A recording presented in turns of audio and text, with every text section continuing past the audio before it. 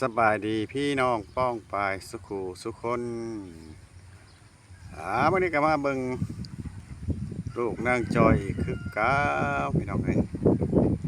อยู่ให้อยู่หน้าคือเก้าพามาชมท่าทึกหน่อยกินหญ้ากินหญ้ากินหญ้ากินเฟืองอยู่ทงไห้ทงหน้าอยู่ไห้หน้าคือเก่านี่แหละเนาะพี่น้องเนาะทึกหน่อยกินขมวยขมวยข้าวหมกข้าวใจ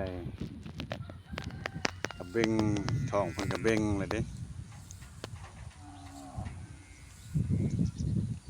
เราแล้วเท่าเทิงหน่อยก็ปิ้นถ่ายให้ผู้ชมเบิ่งแล้วบัดนี้อ้าว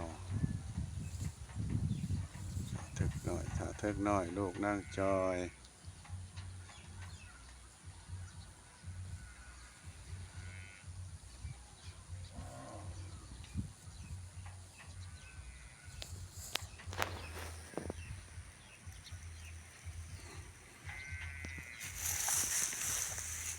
โอ้ยปิ้นถ่ายให้ผู้ชมเบิ่งนะเนาะเจ้า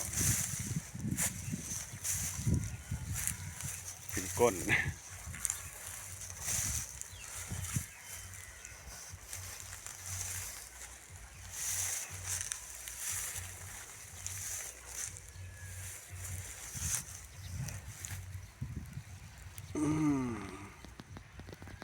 กินลงไปกินตามสบายมื้อนี้เราบ่ห้องหาผู้สาวแต่ละมื้อห้องบ่ว้า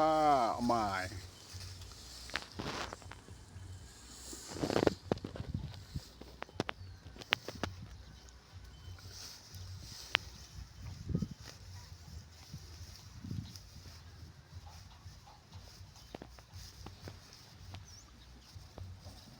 ดันด้นหาหญ้าอยู่เงาต่อเฟืองสลัดปาดเปลืองดี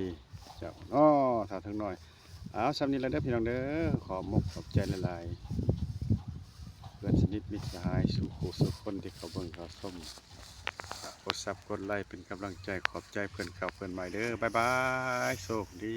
พอกันมื้อหน้าคลิปใหม่นะอ้าว